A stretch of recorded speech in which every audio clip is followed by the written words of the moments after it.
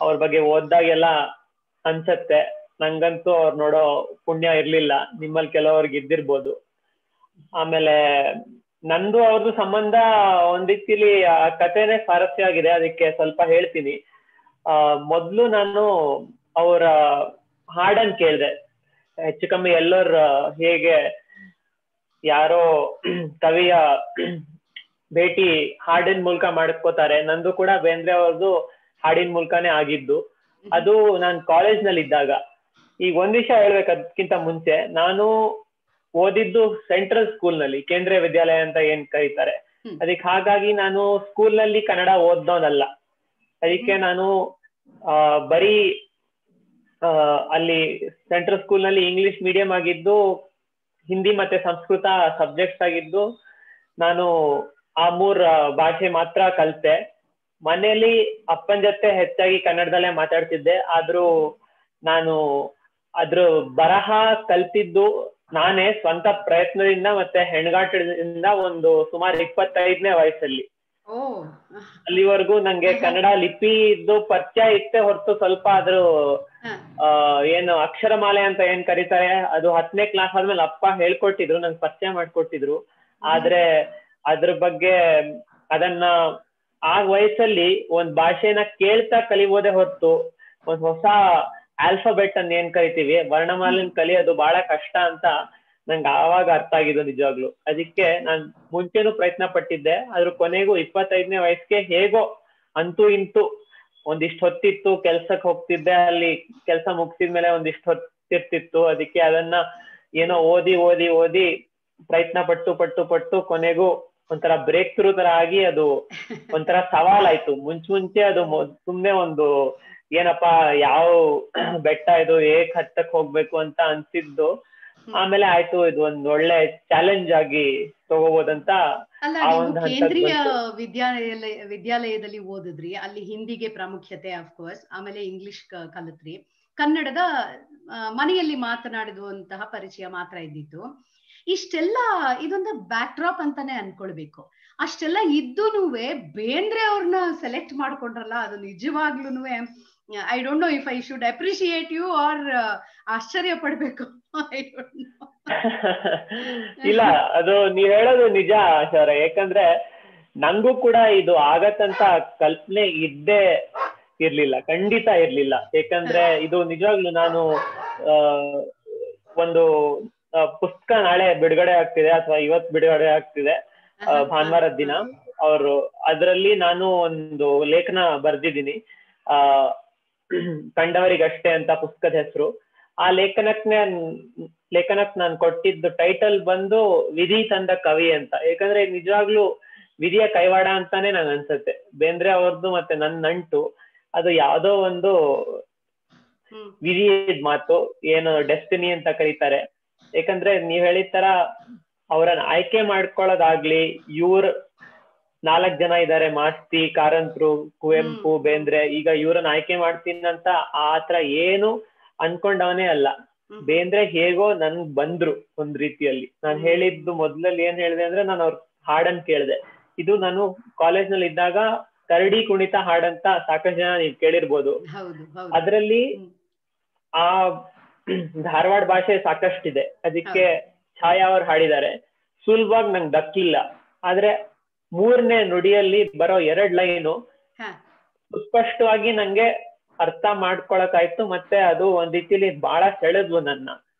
ಆ ಲೈನ್ಗಳು ಬಂದು, ತ್ರೇತಾಯುಗ ರಾಮನ್ನ ದ್ವಾಪರದ ಕೃಷ್ಣನ್ನ ಕಲಿಯುಗದ ಕಲ್ಕಿನ ಕಂಡಾನ, ಜಾಂಬೂ ನೈದಂಡೆಯ ಜಂಬೂ ನೀರಲ ಹಣ್ಣು ಕೃತಯುಗದ ಕೊನೆಗೀವ ಉಂಡಾನ. ಈ ಕೊನೆ 2 ಲೈನ್ ಇದೆ ಅಲ್ವಾ, ಅದು ಅಷ್ಟು ಸ್ಪಷ್ಟ ಗೊತ್ತಾಗಿರ್ಲಿಲ್ಲ. ಆದ್ರೆ ತ್ರೇತಾಯುಗ ರಾಮನ್ನ ದ್ವಾಪರದ ಕೃಷ್ಣನ್ನ ಕಲಿಯುಗದ ಕಲ್ಕಿನ ಕಂಡಾನ, ಅದನ್ನ ಕೇಳಿ ಒಂದ್ ರೀತಿಯಲ್ಲಿ ರೋಮಾಂಚನ ಆಗಿತ್ತು. ಈ ಒಂದ್ ಎಸ್ಸೆನಲ್ಲೂ ನಾನು ಅದನ್ನ ಬರ್ದಿದ್ದೀನಿ. ಋತುಮಾನಕ್ಕಾಗಿ ಹೋದ ವರ್ಷ ಒಂದ್ ಎಸ್ಸೆ ಬರ್ದಿದ್ದೆ, ಅದ್ರಲ್ಲೂ ಇದನ್ನ ಹೇಳಿದೀನಿ ನಾನು, ಈ ಕಥೆನ. ಅಲ್ಲಿ ಹೋಗಿ ಓದ್ಬೋದು ಬೇಕಂದ್ರೆ. ಹಾಗೂ ಉಂಟು ಹೀಗೂ ಉಂಟು ವಿಧಿಯು ಹೊಸದ ಕಗ್ಗಂಟು ಅಂತ ಅದಕ್ಕೆ ಟೈಟಲ್. ಯಾಕಂದ್ರೆ ವಿಧಿಯು ಹೊಸದ ಕಗ್ಗಂಟು ಅಂತಾನೆ ನಂಗೆ ಅನ್ಸುತ್ತೆ, ವಿಧಿಯೇ ಹೊಸದು ನಂದು ಬೇಂದ್ರೆ ಅವ್ರದ್ದು. ಅದಕ್ಕೆ ನಾನು ಈ ಲೈನ್ಗಳಲ್ಲಿ 2 ಲೈನ್ಗಳಲ್ಲಿ ಯುಗಗಳನ್ನೇ ದಾಟ್ತಾರೆ ಬೇಂದ್ರೆ. ಅದು ಎಷ್ಟು ಅಪರೂಪ ಮತ್ತೆ ಎಷ್ಟು ದೊಡ್ಡ ವಿಷಯ ಅಂದ್ರೆ ಅದು ಒಂದನ್ನ ನಾವು ಬೇಂದ್ರೆ ಅವರ ಬರಹಗಳನ್ನ ಸಣ್ಣ ವಯಸ್ಸಿನಿಂದ ನಾವು ಯಾವ್ದೋ ಒಂದು ಪದ್ಯ 3ನೇ ಕ್ಲಾಸಲ್ಲಿ 4ನೇ ಕ್ಲಾಸಲ್ಲಿ ಕಲ್ತ್ಕೊಂಡ್ ಬರ್ತಾನೆ ಇದೀವಿ. ಪ್ರತಿಯೊಂದು ಹಂತದಲ್ಲೂ ಕನ್ನಡ ಕಲಿಯೋರಂತೂ ತುಂಬಾ ಮೊದಲಿಂದ ಕಲ್ತ್ಕೊಂಡ್ ಬರ್ತಾ ಇರ್ತಾರೆ. ಇಂತಹ ಸಂದರ್ಭದಲ್ಲಿ ನಾವು ಚಿಕ್ಕ ವಯಸ್ಸಿನಲ್ಲಿ ಕಲ್ತಾಗಿರ್ಬಹುದು ಅಥವಾ ಈಗ ಓದುವಂತಹ ಬೇಂದ್ರೆಯವರ ಬರಹಗಳಲ್ಲಿರ್ಬೋದು, ನೀವು ಅಫ್ಕೋರ್ಸ್ ನಿಮಗ್ ಗೊತ್ತೇ ಇರತ್ತೆ, ಎಲ್ಲದ್ರಲ್ಲೂ ಅವರು ಒಂದು ಮಟ್ಟು ಒಂದು ರಿದಮ್ ಸೆಟ್ ಮಾಡಿರ್ತಾರಲ್ಲ, ಅದು ಹೇಗೆ ಸಾಧ್ಯ ಆಯ್ತು? ಅದು ಬೇಂದ್ರೆಯವರ ಬರಹದಲ್ಲಿ ಅದೊಂದು ವಿಶೇಷತೆ, ಅದು ವೈಶಿಷ್ಟ್ಯತೆ, ಅದು ಹೇಗೆ ಸಾಧ್ಯ ಆಯ್ತು ಅವ್ರಿಗೆ? ಅದು ಒಂದ್ ರೀತಿಲಿ ಅದು ಅದಕ್ಕೆ ಉತ್ತರ ಕಂಡ್ಕೊಳ್ಳೋ ಪ್ರಯತ್ನ ಪಟ್ಟು ಆಮೇಲೆ ಉತ್ತರ ಆಗಿ ಅಥವಾ ಆ ಪ್ರಶ್ನೆಗೆ ಉತ್ತರ ಕಂಡ್ಕೊಳಕ್ ನೋಡಿ ಅವರಿಗೆ ಆ ಬಿರ್ದು ವರಕವಿ ಬಿರ್ದು ಕೊಟ್ಟಿದ್ದಂತ ಅನ್ಕೋತೀನಿ. ಯಾಕಂದ್ರೆ ವರ ಪಟ್ಕೊಂಡು ಬಂದವ್ರಿಗೆ ಇಂತ ಸಾಧನೆ ಸಾಧ್ಯ ಅಂತ ಜನರಿಗೂ ಅರ್ಥ ಆಗಿರ್ಬೇಕು. ಏನಪ್ಪಾ ನಾನು ಅನ್ಕೊಳ್ಳೋ ತರ ನಾನು ನಿಮ್ಮಷ್ಟು ಬೇಂದ್ರೆ ಅವ್ರ ಬಗ್ಗೆ ಕೆಲಸ ಆಗ್ಲಿ ಅಥವಾ ಅವ್ರದ್ದು ಓದನ್ ಕೂಡ ಹೆಚ್ಚಾಗಿ ಓದಿಲ್ಲ. ಎಷ್ಟು ಬೇಕೋ ಅಷ್ಟು ಯಾವಾಗ ಯಾವುದು ಸೆಳೆಯುತ್ತೋ ಅದು ಹಾಡಿನ ಮುಖಾಂತರ, ಓದಿನ ಮುಖಾಂತರ ಅಲ್ಪ ಸ್ವಲ್ಪ ನೋಡ್ದೋಳು. ಅದನ್ನ ನೋಡ್ತಾ ಇದ್ರೆ ನನಗನ್ಸೋದು, ಒಂದ್ 4 ಲೈನ್ ಓದ್ತಿದ್ದ ಹಾಗೇನೆ ಅಪ್ಪ ಇದೇನಿದು, ನಿಜವಾಗ್ಲೂ ಈ ಮನುಷ್ಯನ ಇವ್ರು ಅನ್ನೋದೇ ಫಸ್ಟ್ ದೊಡ್ಡ ಒಂದು ಪ್ರಶ್ನಾರ್ಥಕ ಚಿಹ್ನೆ. ಆಯ್ತಪ್ಪ ಇವ್ರು ಮನುಷ್ಯರೇ, ಆದ್ರೆ ಅಪಾರವಾದ ಬುದ್ಧಿವಂತರು, ಸಾಹಿತ್ಯದಲ್ಲಿ ಸಿಕ್ಕಾಬಟ್ಟೆ ಕೆಲಸ ಮಾಡಿದಂತವ್ರು, ಹಾಗಾಗಿ ಅವ್ರಿಗೆ ಇದು ಸಿದ್ಧಿಸಿದೆ ಅಂದ್ರೂನುವೆ ಅದ್ ಏನು ಕನ್ನಡ ಪದಗಳು ಸುಲಲಿತವಾಗಿ ಟಕ ಟಕ ಟಕ ಟಕ ಹೊರಳಿಸಿ ಇಟ್ಟಿದಾರಲ್ಲ, ಅವ್ರು ಬಹುಶಃ ಯಾವ್ದನ್ನು ಬರ್ದೇ ಇಡ್ಲಿಲ್ವಾ ಅಂತ, ಎಲ್ಲವೂ ಇಲ್ಲಿಂದ ಇಲ್ಲಿಗೆ ಸೀದಾ ಕೊಟ್ಬಿಟ್ರ ನಮ್ಗಳಿಗೆ ಅಂತ. ಹೆಚ್ಚು ಕಮ್ಮಿ ಆತರನೇ ಅನ್ಬೋದು. ಯಾಕಂದ್ರೆ ನಾನ್ ಕೇಳಿದ್ ಮತ್ತೆ ಓದಿದ ಪ್ರಕಾರ ಅವ್ರು ಎಷ್ಟು ಹೇಗೆ ಹೇಳೋಣ ಜಾಸ್ತಿ ಮಾತಾಡ್ತಿದ್ರಂದ್ರೆ ಅದಕ್ ಹೋಲ್ಸಿದ್ರೆ ಅವ್ರ ಬರಹ ಅದ್ರದ್ದು 10 ಪಟ್ಟು ಮಾತಾಡ್ತಿದ್ರು. ಅವ್ರ ಬರಕ್ 10 ಪಟ್ಟರಷ್ಟು ಮಾತಾಡ್ತಿದ್ರು. ಆಮೇಲೆ ಆ ಮಾತಲ್ಲೇ ಕಾವ್ಯ ಸುಳಿವಿರ್ತಿತ್ತು ಅಥವಾ ಕಾವ್ಯನೇ ಆಗಿತ್ತು. ಅವ್ರ ಮಾತೆಲ್ಲ ಜ್ಯೋತಿ ಹೇಗೆ ಅಲ್ಲಮ್ಮ ಹೇಳಿದ್ರು ಅದೇ ರೀತಿಯಲ್ಲಿ ಇವ್ರ ಮಾತೆಲ್ಲ ಕಾವ್ಯ ಆಗಿತ್ತು, ಅವ್ರ ಬದುಕೆಲ್ಲ ಕಾವ್ಯ ಆಗಿತ್ತಂತ ಅವ್ರ ಜೊತೆ ಒಡನಾಡ್ದವ್ರು ಹೇಳಿದ್ದಾರೆ. ಅದಕ್ಕೆ ನೀವ್ ಹೇಳಕ್ ಖಂಡಿತ ನಿಜ. ಅವ್ರಿಗೆ ಯೋಚನೆ ಮಾಡಿದ್ದು, ಅವ್ರಿಗೆ ತೋಚಿದ್ದು ಒಂದ್ ರೀತಿಲಿ ಕಾವ್ಯವೇ ಯಾವಾಗ್ಲೂ. ಅದಕ್ಕೆ ಅದನ್ನ ಕಾವ್ಯೋದ್ಯೋಗ ಅಂತ ಒಂದ್ ಪದ ಪ್ರಯೋಗ ಮಾಡಿದವರು.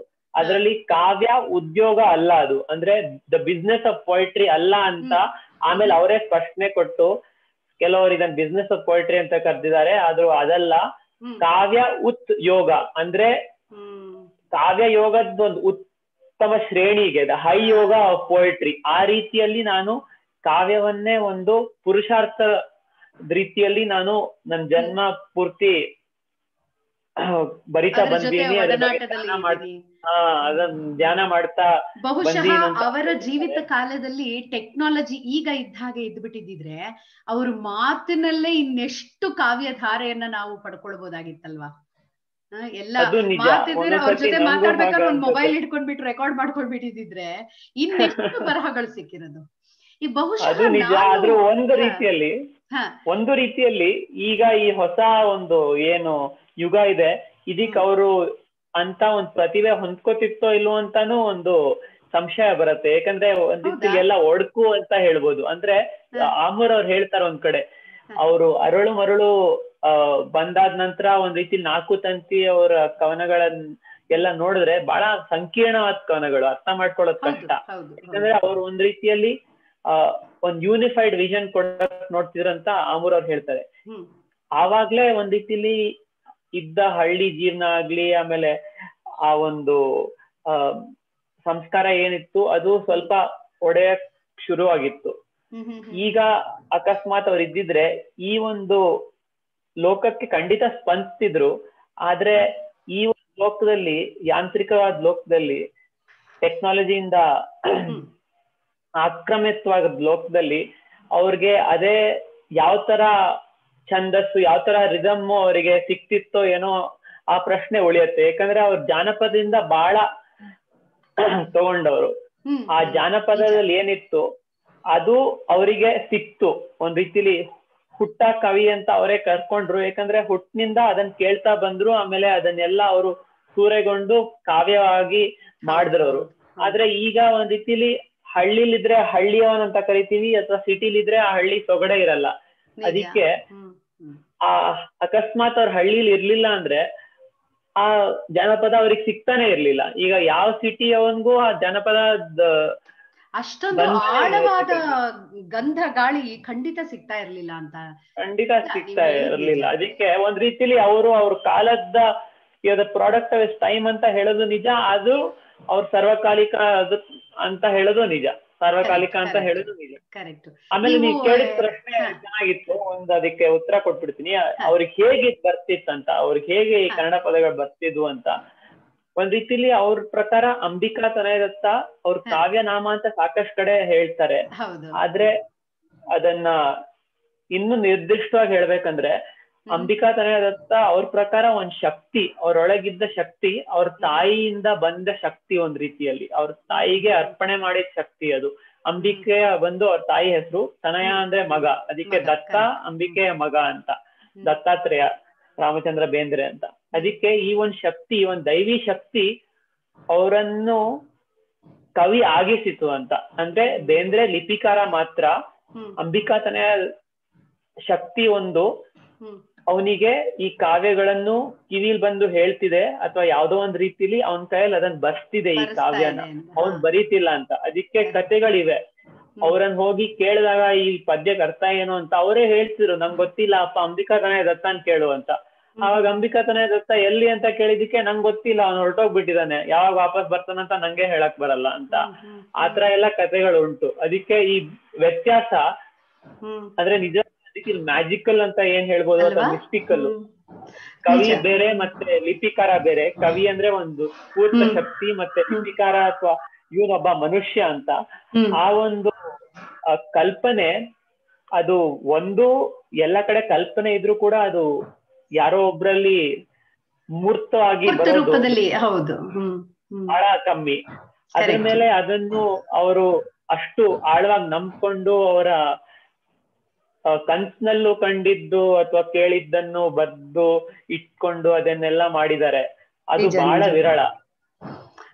ಅದಷ್ಟುನುವೆ ಅವರ ಅದಕ್ಕೆ ಬಹುಶಃ ನೀವು ಮೊದ್ಲೇ ಹೇಳಿದ ಹಾಗೆ ಇದಕ್ಕೆ ಇದು ಉತ್ತರವಿಲ್ಲದ ಪ್ರಶ್ನೆ ಅಂತಲೇ ಕನ್ಸಿಡರ್ ಮಾಡ್ಬೇಕಾಗತ್ತೆ.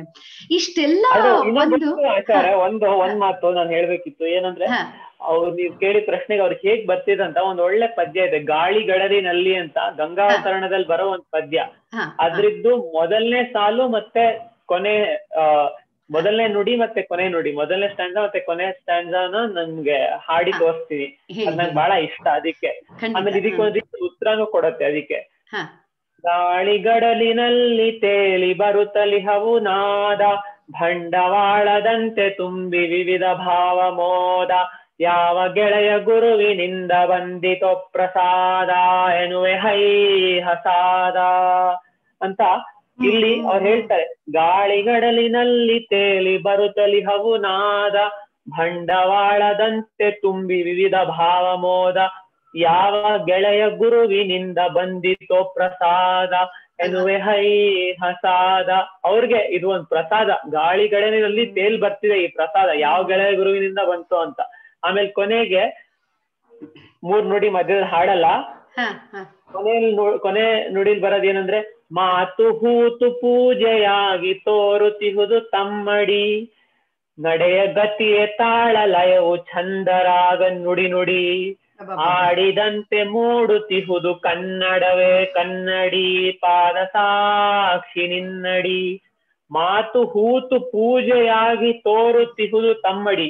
ಇಲ್ಲಿ ಹೂತು ಅಂದ್ರೆ ಹೂವಾಗಿ, ಆ ಕಡೆ ಅವರು ಹೂತು ಅಂತ ಆ ರೀತಿಲಿ ಬಳಸ್ತಿದ್ರು, ಹೂಡೋದು ಅಲ್ಲ. ಮಾತು ಹೂತು, ಮಾತೆ ಹೂವಾಗಿ, ಅರಳಿ, ಮಾತೆ ಹೂವಾಗಿ, ಮಾತು ಹೂತು ಪೂಜೆಯಾಗಿ ತೋರುತಿಹುದು ತಮ್ಮಡಿ, ನಡೆಯ ಗತಿಯೇ ತಾಳಲಯವು ಛಂದರಾಗ ನುಡಿ ನುಡಿ. ಅದೇ ನಡೆಯ ಗತಿಯೇ ತಾಳಲಯ, ಅದರಲ್ಲೇ ತಾಳಲಯ ಇದೆ, ತಂತಾನೆ ಬಂದಿದೆ ತಾಳಲಯ. ನಡೆಯ ಗತಿಯೇ ತಾಳಲಯವು ಛಂದರಾಗ ನುಡಿ ನುಡಿ, ನುಡಿ ನುಡಿಗೂ ಒಂದು ಚಂದ, ಒಂದು ರಾಗ. ಆಡಿದಂತೆ ಮೂಡುತಿಹುದು, ಆಡಿದಂತೆ ಮೂಡುತಿಹುದು ಕನ್ನಡವೇ ಕನ್ನಡಿ. ಅದಕ್ಕೆ ಎಲ್ಲ ಅಷ್ಟೇ, ಮಾತೆಲ್ಲ ಕಾವ್ಯ, ಆಡಿದಂತೆ ಮೂಡುತ್ತಿದೆ. ಬಹುಶಃ ನೀವ್ ಹೇಳ್ದಂಗೆ ಈ ಸಾಲುಗಳು ಏನಿದೆ, ಒಂದು ಪದ್ಯ, ಒಂದು 10-12 ಸಾಲಿನ ಪದ್ಯವನ್ನ ಜೀವಮಾನ ಇಡೀ ಓದಿದ್ರು ಅದರ ಒಳ ಅರ್ಥ ಆಗುತ್ತೋ ಇಲ್ವೋ ನನ್ನಂಥವ್ರಿಗೆ ಅಂತ ಅನ್ಸುತ್ತೆ. ಅಷ್ಟು ಅಷ್ಟು ಮೊಗೆದಷ್ಟು ಬರ್ತಾ ಇರತ್ತೆ ಅಂತಾರಲ್ಲ, ಹಾಗೆ ಅರ್ಥಗಳು ಹುಟ್ಕೊಳ್ತಾ ಇರತ್ತಲ್ಲ. ಒಂದೊಂದ್ಸತಿ ಓದಿದಾಗ್ಲೂ ಬೇರೆ ಬೇರೆ ಅರ್ಥವನ್ನ ಕೊಡುತ್ತೆ ಇದು.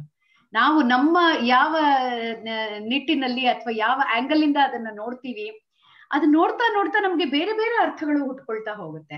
ಇಷ್ಟೆಲ್ಲ ಕಷ್ಟಗಳು ಇದ್ಕೊಂಡು ಈ ಒಂದು ಕಾವ್ಯ ರಸಧಾರಿಯಲ್ಲಿ ನೀವ್ ಅದನ್ನ ಇಂಗ್ಲಿಷೀಕರಿಸಿದ್ರಿ. ಹೇಗೆ ಅದು ಸಾಧ್ಯ ಆಯ್ತು? ನಾರ್ಮಲ್ ಒಂದು ಟೆಕ್ಸ್ಟ್ ಅನ್ನೇ ಕನ್ನಡವನ್ನ ಇಂಗ್ಲಿಷ್ಗೆ ಟ್ರಾನ್ಸ್ಲೇಟ್ ಮಾಡ್ಬೇಕಾದ್ರೆ you have to have hold both on Kannada and in English. ಇಲ್ಲಿ ಕನ್ನಡದಲ್ಲಿ ನಿಮ್ಗೆ ಎಷ್ಟೇ ಹೋಲ್ಡ್ ಇದ್ರು ಬೇಂದ್ರೆಯ ಕನ್ನಡ ಬಂದ ತಕ್ಷಣ ಕನ್ನಡನ ಏನದು ಅನ್ನೋ ಕೇಳೋ ಪರಿಸ್ಥಿತಿಲಿ ಇರ್ತೀವಿ. ಅಂಥದ್ರಲ್ಲಿ ಅಂತಹ ಕನ್ನಡವನ್ನ ನೀವು ಇಂಗ್ಲಿಷಿಗೆ ತಂದ್ರಿ. ಜನಸಾಮಾನ್ಯರಿಗೆ ಕನ್ನಡ ಓದಕ್ ಬರ್ದೇ ಇದ್ದವ್ರಿಗೂನುವೆ, ಅಲ್ಪ ಸ್ವಲ್ಪ ಇಂಗ್ಲಿಷ್ ಪರಿಚಯ ಇರೋರ್ಗುನುವೆ ಬೇಂದ್ರೆಯನ್ನ ಸುಲಲಿತವಾಗಿ ಮಾಡ್ಕೊಟ್ಬಿಟ್ರಲ್ಲ. ಇದು ಹೇಗ್ ಸಾಧ್ಯ ಆಯ್ತು? ಮೊದ್ಲು ಬಹಳ ಥ್ಯಾಂಕ್ಸ್ ಅದ್ರ ಪ್ರಸ್ತಾಪ ಮಾಡಿದಿಕ್ಕೆ. ಹೌದು, ಒಂದ್ 5-5.5 ವರ್ಷದಿಂದ ನಾನು ಬೇಂದ್ರೆ ಅವರ ಇಂಗ್ಲಿಷ್ ಟ್ರಾನ್ಸ್ಲೇಷನ್ಸ್ ಗಿಂತ ಭಾವಾನುವಾದ ಹೇಳೋದು ಸರಿ, ಯಾಕಂದ್ರೆ ಅದ್ರಲ್ಲಿ ಭಾವನ ನಾನು ಗ್ರಹಣ ಮಾಡಕ್ ನೋಡ್ತೀನಿ, ಯಾವಾಗ್ಲೂ ಗ್ರಹಿಸಕ್ ನೋಡ್ತೀನಿ. ಅದನ್ನ ಮಾಡ್ತಾ ಬಂದಿದ್ದೀನಿ ನಾನು. ಅದಕ್ಕೆ ಒಂದು ವೆಬ್ಸೈಟ್ ಅನ್ನು ಶುರು ಮಾಡಿದೆ 2016ನೇ ಇಸ್ವಿನಲ್ಲಿ, www.darabendrainenglish.com. ನಿಜ ಹೇಳ್ಬೇಕಂದ್ರೆ ಆಶಾವ್ರೆ, ನಾನು ಮೊದ್ಲು ಶುರು ಮಾಡಿದ್ದು 2015ನೇ ಇಸ್ವಿಲಿ. ಯಾಕಂದ್ರೆ ನಾನು ಒಂದ್ 2013ನೇ ಇಸ್ವಿಲಿ, ಅಂದ್ರೆ ಯಾವಾಗಿಂದ ನಾನು ಕನ್ನಡ ಓದಕ್ ಶುರು ಮಾಡಿದೆ, ನಾನು ಮೊದಲನೇ ಪುಸ್ತಕನೇ ನಾನು ಓದಿದ್ದು. ಅಂದ್ರೆ ನಾನು ಹೇಳ್ದೆ ಅಲ್ವಾ, ನಾನು ಹೆಣ್ಗಾಡಿ ಓದೋಕ್ ಕಲಿತೆ ಅಂತ ಕನ್ನಡ ಲಿಪಿನ. ಆವಾಗ ತಗೊಂಡ್ ಪುಸ್ತಕನೇ ಆಧುನಿಕ ಕನ್ನಡ ಕಾವ್ಯ ಅಂತ ಅದ್ರ ಹೆಸರು. ಅಂದ್ರೆ ಬೇರೆ ಬೇರೆ ಕಾವ್ಯ ಇತ್ತು, ಅಡಿಗರದಿತ್ತು, ಮತ್ತೆ ಶಿವರುದ್ರಪ್ಪ ಅವ್ರದ್ದಿತ್ತು, ಕುವೆಂಪು ಅವ್ರದ್ದಿತ್ತು, ಎಲ್ಲರದಿತ್ತು, ಬೇಂದ್ರೆ ಅವ್ರದ್ದು ಇತ್ತು. ಅದಕ್ಕೆ ಅಲ್ಲಿ ಬೇಂದ್ರೆ ಅವ್ರು ಸಿಕ್ಕಿದ್ರು. ಆಮೇಲೆ ನಂಗೆ ಒಬ್ರು ಫ್ಯಾಮಿಲಿ ಫ್ರೆಂಡ್ ಅಂತ ಅವರು ನಂಗೆ ಒಂದು ಪುಸ್ತಕ ಕಳ್ಸಿಕೊಟ್ರು ಅಪ್ಪನ ಕೈನಲ್ಲಿ. ಬೇಂದ್ರೆ ಅಂದ್ರೆ ಅಂತ ಒಂದು ಪುಸ್ತಕ ಇದೆ. ಅದ್ರಲ್ಲಿ ಬೇಂದ್ರೆ ಬಗ್ಗೆ ಬಹಳ ಎಸ್ಸೆಗಳಿದ್ದು, ಅದನ್ನ ಓದ್ತಾ ಅವ್ರ ಬಗ್ಗೆ ನಂಗೆ ಹೆಚ್ಚು ಕುತೂಹಲ ಮೂಡ್ತು. ಆವಾಗ ನಂಗೆ ಈ ತ್ರೇತಾಯುಗ ರಾಮನ್ನ, ದ್ವಾಪರದ ಕೃಷ್ಣನ ಸಾಲ್ಗಳು ನೆನ್ಪಿದ್ದೆ ಹೊರತು ಯಾರು ಬರ್ದಿದಂತ ನಂಗೆ ಗೊತ್ತಿರ್ಲಿಲ್ಲ. ಆಮೇಲೆ ಒಂದ್ಸರ್ತಿ ನಾನು ಅಂಗಡಿಗೆ ಹೋದಾಗ ಪುಸ್ತಕದಲ್ಲಿ ನೋಡಿದಾಗ ಓ ಇವ್ರದೇ ಅಂತ, ಅಂದ್ರೆ ಇವ್ರ ಕವನದ ಒಂದ್ ಸಾಲು ಅಂತ. ನಾನ್ ಸುಮ್ನೆ ಏನೋ ಹಾಡ್ ಅಂತ ಅನ್ಕೊಂಡಿದ್ದೆ, ಆದ್ರೆ ಇವ್ರ ಕವನದ ಒಂದ್ ಸಾಲ್ ಅಂತ. ಆವಾಗ ನಂಗೆ ಆ ರೀತಿಲಿ ಆ ಪರಿಚಯ ಆಯ್ತು. ಆಮೇಲೆ ಅವ್ರ ಬಗ್ಗೆ ಇನ್ನೂ ಹೆಚ್ಚೆಚ್ಚು ಓದ್ತಾ ಹೋದೆ, ಏಕಂದ್ರೆ ಶಂಕರ್ ಮುಖಾಶಿ ಪುಣೇಕರ್ ಅವ್ರ ಬಗ್ಗೆ ತುಂಬಾ ಆತ್ಮೀಯವಾಗಿ ಬರ್ದಿದ್ದಾರೆ, ತುಂಬಾ ರಸಿಕ ದೃಷ್ಟಿ ಇಟ್ಕೊಂಡು. ಅದಕ್ಕೆ ಅದನ್ನ ಓದ್ದೆ, ಮತ್ತೆ ಕುತ್ಕೋಟಿ ಅವ್ರು ಬರ್ದಿದ್ದನ್ನ ಓದ್ದೆ. ಹಾಗೆ ಸಾಕಷ್ಟು ಅವ್ರ ಬಗ್ಗೆ ಓದ್ತಾ ಹೋದೆ. ಆಮೇಲೆ ಅಲ್ಲಿ ಇಲ್ಲಿ ಅವ್ರ ಕಾವ್ಯಗಳಿಂದ ಸ್ವಲ್ಪ ಹಾಕಿದ್ದನ್ನು ನನ್ ಕಾಣಿಸ್ತಿತ್ತು, ಆದ್ರೆ ಅವ್ರ ಕಾವ್ಯಗಳ ಹತ್ರ ನಾನು ಅಷ್ಟು ಗಮನ ಕೊಟ್ಟಿರ್ಲಿಲ್ಲ. ಯಾಕಂದ್ರೆ ನೀವ್ ಹೇಳಿದ ತರ ಅವ್ರ ಭಾಷೆ ಕಷ್ಟ, ಅದು ಧಾರವಾಡ ಭಾಷೆ ಅಂದ್ರೆ ನಂಗೆ ಇಲ್ಲಿಯವ್ರಿಗೆ, ಬೆಂಗಳೂರಿನವ್ರಿಗೆ ಬಹಳ ಅಷ್ಟೇ ಅಂತ ಅನ್ಬೇಕು. ಆಮೇಲೆ ಮಾಮೂಲಿ ಭಾಷೆಯಲ್ಲೂ ಎಷ್ಟನ್ನ ಉಪಯೋಗಿಸ್ತಾರಂದ್ರೆ ಅವರು ಅಚ್ಚಗನ್ನಡನ ಉಪಯೋಗಿಸಿದ ರೀತಿ ಇನ್ಯಾರು ಉಪಯೋಗಿಸಿಲ್ಲ ಅಂತಾನೆ ಅನ್ಬೇಕು ನಿಜವಾಗ್ಲು. ಹಾಗಾಗಿ ನಾನು ಇದನ್ನ ಓದ್ತಾ ಹೋದಂತೆ ಒಂದ್ ರೀತಿ ನನ್ನದೇ ಕಾವ್ಯ ಸ್ಫೂರ್ತಿ ಬಂದು ನಾನು ಇಂಗ್ಲಿಷ್ ನಲ್ಲಿ ಕಾವ್ಯ ರಚನೆ ಶುರು ಮಾಡಿದೆ 2015ನೇ ಇಸ್ವಿಲಿ. ಇಂಗ್ಲಿಷ್ ನಲ್ಲಿ ಕಾವ್ಯ ರಚನೆ ಬಹಳ ದಿನದಿಂದ ಮಾಡ್ಬೇಕಂತ ಇದ್ದೆ, ಆಮೇಲೆ ಅಲ್ಲಿ ಮಾಡ್ತಾ ಬಂದಿದ್ದೆ. ಆದ್ರೂ 2015ನೇ ಇಸ್ವಿಲಿ ಒಂದ್ ರೀತಿಲಿ ಪುಟಿ ಇತ್ತು, ಎಲ್ಲಿ ಒಂದ್ ರೀತಿಲಿ ಗುಪ್ತಗಾಮಿಯ ಹರಿತಿತ್ತು. ಅದು ಒಂದ್ ರೀತಿಲಿ ಇದು ಬುಗ್ಗೆಯಾಗಿ ಪುಟಿದು ಒಂದು, ಹೌದು, ಸ್ಫೋಟ ಆಗಿ ಒಂದು 30, 40, 50 ಇಂಗ್ಲಿಷ್ ಪೋಯಮ್ಸ್ ಆ ವರ್ಷ ಬರ್ದೆ ಅಂತ ಅನ್ಕೋತೀನಿ ನಾನು. ಎಲ್ಲವೂ ಅಷ್ಟು ಗ್ರೇಟ್ ಪೋಯಮ್ಸ್ ಅಂತ ಏನು ಹೇಳಕ್ ಹೋಗಲ್ಲ ನಾನು, ಆದ್ರೆ ಅಷ್ಟೊಂದು ಬರ್ದೆ ಅಂತ. ಅಂದ್ರೆ ಒಂದ್ ರೀತಿಲಿ ಆ ಒಂದ್ ಸ್ಫೂರ್ತಿ ನನ್ನ ಒಳಗೆ ಇತ್ತು. ಆಮೇಲೆ ನಂಗೆ ಏನಂದ್ರೆ ಆ ಸ್ಫೂರ್ತಿ ಬಂದಿದ್ದು ಒಂದ್ ಭಾಷೆಯಲ್ಲಿ ಓದ್ತಿದ್ದೆ ಕನ್ನಡದಲ್ಲಿ, ಇನ್ನೊಂದ್ ಭಾಷೆಯಲ್ಲಿ ನಾನು ಬರೀತಿದ್ದೆ ಇಂಗ್ಲಿಷ್ ನಲ್ಲಿ. ಅದಕ್ಕೆ ಎರಡು ಒಂದ್ ರೀತಿಲಿ ಆ ಒಂದು ಒಟ್ಟಿಗೆ ಬಂದಿದ್ರಿಂದ ದೇ ಕೇಮ್ ಟುಗೆದರ್ ಅಂಡ್ ನನ್ನ ಪೋಯಟ್ರಿ ಬಂತು. ಆಮೇಲೆ ಬೇಂದ್ರೆ ಅವ್ರ ಕಾವ್ಯನ ಹೆಚ್ಚು ಚೆನ್ನಾಗಿ ಅರ್ಥ ಮಾಡ್ಕೊಳಕ್ಕೆ ನಂಗೆ ಗೊತ್ತಿರೋ ಭಾಷೆ, ನಂಗೆ ಚೆನ್ನಾಗ್ ಗೊತ್ತಿರೋ ಭಾಷೆ ಇಂಗ್ಲಿಷಿಗೆ ಅದನ್ನ ತಂದ್ರೆ ಇನ್ನೂ ಚೆನ್ನಾಗಿ ನಂಗೆ ಅರ್ಥ ಆಗತ್ತಂತ ನಿಜವಾಗ್ಲೂ ಆ ಉದ್ದೇಶ ಮೊದಲು ಇಟ್ಕೊಂಡು ಶುರು ಮಾಡಿದ್ದು. ಅಂದ್ರೆ let me try to better understand Bendre's poetry ಮೈ ಸೆಲ್ಫ್ in the language I know best. ಯಾಕಂದ್ರೆ ನಂಗೆ ಇಂಗ್ಲಿಷ್ ಕನ್ನಡಕ್ಕಿಂತ ಚೆನ್ನಾಗಿ ಬರುತ್ತೆ, ಅದನ್ನ ಮೊದ್ಲಿಂದ ಓದ್ತಾ ಬಂದೀನಿ. ಅದೇ ನಾನು ಬಹಳ ಅದ್ರಲ್ಲಿ ಓದಿನಿ, ಚಿಕ್ಕ ವಯಸ್ಸಿನಿಂದಾನು ನಾನು ಅದ್ರಲ್ಲೇ ಓದಿನಿ. ಅಮ್ಮ ಎಮ್ಲಿಟ್ ಆಗಿರೋದ್ರಿಂದ ಇಂಗ್ಲಿಷ್ ನಲ್ಲಿ ಬಹಳ ಪುಸ್ತಕಗಳಿದ್ವು ಮನೇಲಿ, ಅಮ್ಮ ಕೊಟ್ರು ನಂಗೆ, ನಾನು ಓದ್ತಾ ಬಂದೀನಿ. ಅದಕ್ಕೆ ಇಂಗ್ಲಿಷ್ ಅಂದ್ರೆ ನಂಗೆ ಬಹಳ ಪ್ರಿಯವಾದ ಭಾಷೆ. ಒಂದ್ ರೀತಿಲಿ ನಾನೇನ್ ಹೇಳ್ತೀನಿ ಅಂದ್ರೆ, English is my mother tongue and Kannada is my father tongue ಅಂತ.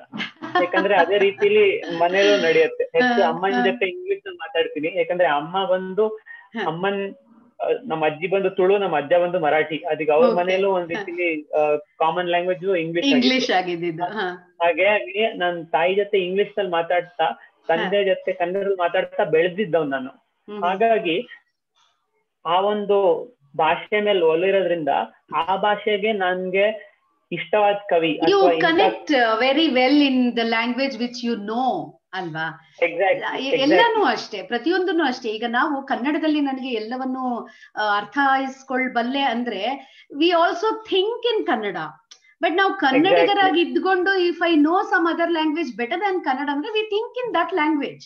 ಬಹುಶಃ ನೀವು ನಾನು ಅನ್ಕೊಳ್ಳೋ ಪ್ರಕಾರ ಯೋಚನೆ ಕೂಡ ಇಂಗ್ಲಿಷ್ ನಲ್ಲೇ ಮಾಡೋದು. ಹೌದು, ನಾನು ಇಂಗ್ಲಿಷ್ ಅಲ್ಲಿ ಯೋಚನೆ ಮಾಡ್ತೀನಿ ಅಂತ ನಾನು ಪ್ರಾಮಾಣಿಕವಾಗಿ ಹೇಳ್ತೀನಿ. ಅದೇ ರೀತಿಲಿ ಬೇಂದ್ರೆ ಅವ್ರ ಮನೆ ಮಾತು ಮರಾಠಿ ಆಗಿ ಕೂಡ ಅವ್ರು ಯೋಚನೆ ಮಾಡ್ತಿದ್ದು ಕನ್ನಡದಲ್ಲಿ. ಅವ್ರು ಯೋಚನೆ ಮಾಡ್ತಿದ್ದು ಕನ್ನಡದಲ್ಲಿ, ಅದಕ್ಕೆ ಮರಾಠಿಲಿ ಬರ್ದಿದ್ದಾರೆ. ಆದ್ರೂ it doesn't compare to what is written in Kannada. ಅದಕ್ಕೆ ಮನೆಯ ಮಾತು ಮರಾಠಿ, ಮನದ ಮಾತು ಕನ್ನಡ ಅಂತ ಒಂದ್ ಕಡೆ ಅವ್ರ ಮಗ ಹೇಳ್ತಾರೆ, ವಾಮನ್ ಬೇಂದ್ರೆ ಅವರು. ಅದೇ ರೀತಿಲಿ ನೀವ್ ಹೇಳಿತರ ನನ್ನ ಮನದ ಮಾತು ಬಂದು ಇಂಗ್ಲಿಷ್. ಹಾಗಾಗಿ ಈ ಒಂದ್ ಭಾಷೆಗೆ ನಾನು ಅದನ್ನ ತಂದ್ರೆ ನಂಗೆ ಇನ್ನೂ ಹೆಚ್ಚು ಅರ್ಥ ಆಗತ್ತೆ ಅಥವಾ ಅರ್ಥ ಆಗ್ಬಹುದು ಅಂತ ಅನ್ಕೊಂಡು ಶುರು ಮಾಡಿದೆ ನಾನು. ಆಮೇಲೆ ಓದ್ತಾ ಎಷ್ಟು ಬಗೆಯ ಕಾವ್ಯಗಳನ್ನ ಬರ್ದಿದ್ದಾರೆ, ಏನೇನ್ ಮಾಡಿದಾರೆ ಅಂತ ಅರ್ಥ ಮಾಡ್ಕೊಳ್ತಾ ಬಂದೆ ನಾನು. ಆಮೇಲೆ ಮುಖ್ಯವಾಗಿ ನನ್ನ ಟ್ರಾನ್ಸ್ಲೇಷನ್ ಯಾವಾಗ ಆಯ್ತಪ್ಪ ಇದು ಮುಂದುವರಿಬೋದಂತ ಅನ್ಸ್ತಂದ್ರೆ ಗಂಗಾವತರಣದ್ದು ಟ್ರಾನ್ಸ್ಲೇಷನ್ ಮಾಡಿದಾಗ. ಈಗ ಒಂದ್ ರೀತಿಲಿ ಅದ್ ಹೇಗ್ ಮಾಡಿದ್ನೋ ದೇವರಿಗೆ ಗೊತ್ತು. ಒಂದು ವ್ಯಾಖ್ಯಾನ ಸಿಕ್ಕಿತ್ ನಂಗೆ. ಸುನಾಥ್ ಕಾಕಾ ಅಂತ ಒಬ್ರು ಬ್ಲಾಗರ್ ಇದ್ದಾರೆ, ಸುಧೀಂದ್ರ ದೇಶಪಾಂಡೆ. ಅವ್ರ ಬ್ಲಾಗ್ ಮೇಲೆ ಅದರದ್ದು ಕನ್ನಡದಲ್ಲಿ ಬರ್ದಿದ್ ಒಂದು ಉದ್ದನೆ ವೆರಿ ಡೀಟೇಲ್ಡ್ ವ್ಯಾಖ್ಯಾನ ಇತ್ತು. ಅದನ್ನ ಓದಿ ನಂಗೆ ಆ ಪದ್ಯದ್ದು ಅರ್ಥ ತಕ್ಕಮಟ್ಟಿಗೆ ಆಗಿತ್ತು. ಆಮೇಲೆ ಆಯ್ತಪ್ಪ ನೋಡೋಣ ಹೇಗೆ ಇದನ್ನ ಟ್ರಾನ್ಸ್ಲೇಟ್ ಮಾಡಕ್ ನೋಡೋಣ ಅಂತ ಶುರು ಮಾಡಿದೆ ಸುಮ್ನೆ. ನೋಡೋಣ ಒಂದು ಕನ್ನಡ ಅದನ್ನ ಹೇಗೆ ಇಂಗ್ಲಿಷ್ ನಲ್ಲಿ ಟ್ರಾನ್ಸ್ಲೇಟ್ ಮಾಡಿದೀರಾ ಅಂತ. ಖಂಡಿತ ಮಾಡೋಣ ಅದನ್ನ. ಈಗ ಫೋನ್ ನಲ್ಲಿ ನೋಡಿ ಹೇಳ್ಬೋದು ನಾನು, ಆದ್ರೆ ಅದು ಅಂದ್ರೆ ಕನ್ನಡದ್ ನಂಗೆ ಆಗ್ಲೇ ಗೊತ್ತು. ಆದ್ರೆ ಇಂಗ್ಲಿಷ್ದು ಒಂದ್ಸರ್ತಿ ನಾನು ಇಲ್ಲಿ ನನ್ ಬ್ಲಾಗ್ ಅನ್ನೇ ತೆಗೆದು ನಾನೇ ಅಲ್ಲಿ ನೋಡ್ತೀನಿ ಒಂದ್ಸರ್ತಿ. ಯಾಕಂದ್ರೆ ನಾನು ಕನ್ನಡ ಪದ್ಯನ ಟ್ರಾನ್ಸ್ಲೇಟ್ ಮಾಡಿದ್ರಿಂದ ಅದ್ರದ್ದು ಬಾಯ್ಪಾಠ ಹೆಚ್ಚು ಕಮ್ಮಿ ಅಷ್ಟೊಂದು ಕವನಗಳದ್ ಆಗ್ಬಿಟ್ಟಿದೆ. ಯಾಕಂದ್ರೆ ಅದನ್ನ ಮತ್ತೆ ನೋಡ್ಬೇಕಾಗತ್ತಲ್ಲ ಟ್ರಾನ್ಸ್ಲೇಟ್ ಮಾಡ್ತಿರುವಾಗ. ಹಾಗಾಗಿ ಒಂದು ಯಾವ್ದಾದ್ರು ಆಯ್ತು, ನೀವು ಯಾವ್ದಾದ್ರು ಅದ್ರ ಒಂದು ಪ್ಯಾಸೇಜ್ ಬಹಳ ಚೆನ್ನಾಗಿದೆ, ಅದನ್ನು ಹೇಳ್ತೀನಿ. ಮತ್ತೆ ಮೊದ್ಲಲ್ಲಿ ಹೇಗ್ ಶುರು ಮಾಡಿದೆ ಅಂತಾನು ತೋರ್ಸ್ಕೊಡ್ತೀನಿ. ಖಂಡಿತ ಒಂದು ಕ್ಷಣ.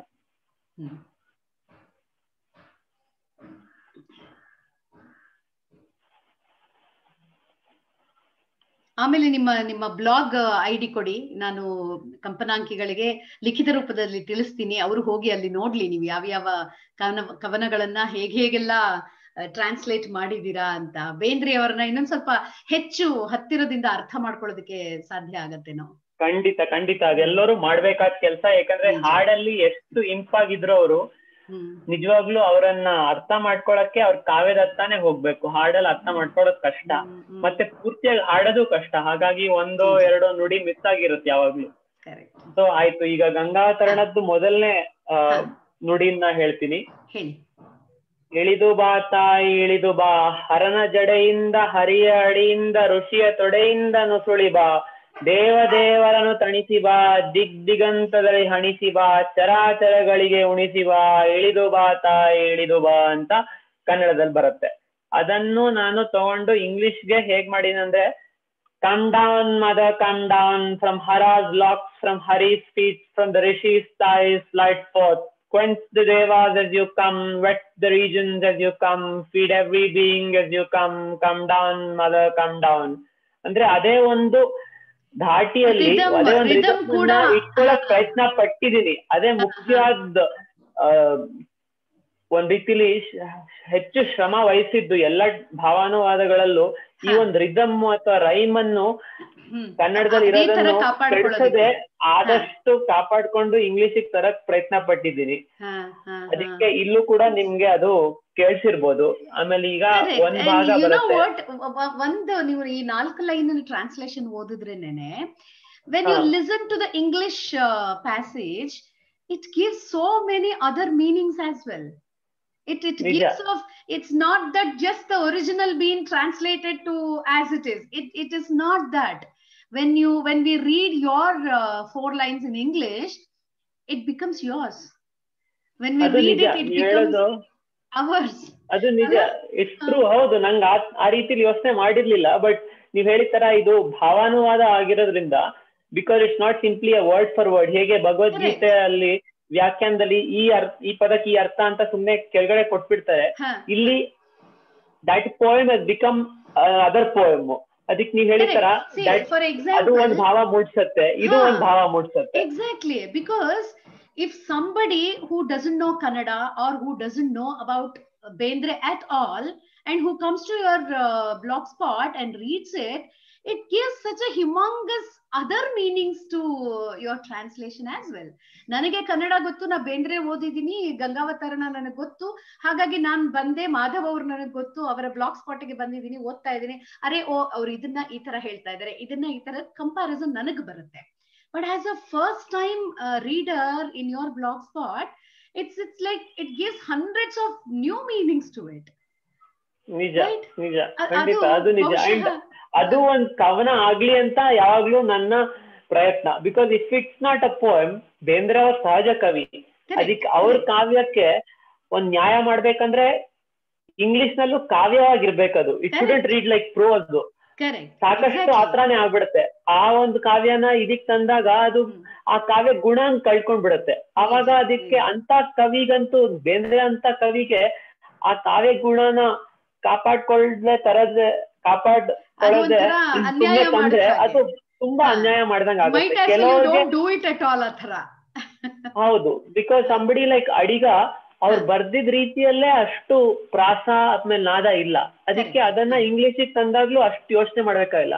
ಬಟ್ ಬೇಂದ್ರೆ ಅವ್ರದ್ದು ನಾದಮಯ, ಪ್ರಾಸಮಯ, ಅದಕ್ಕೆ ಅದನ್ನ ಬಿಟ್ಕೊಡಕ್ ಆಗಲ್ಲ, ಯಾವ್ದೋ ಒಂದ್ ರೀತಿಲಿ ಕಾಪಾಡ್ಕೊಂಡೇ ತರ್ಬೇಕು.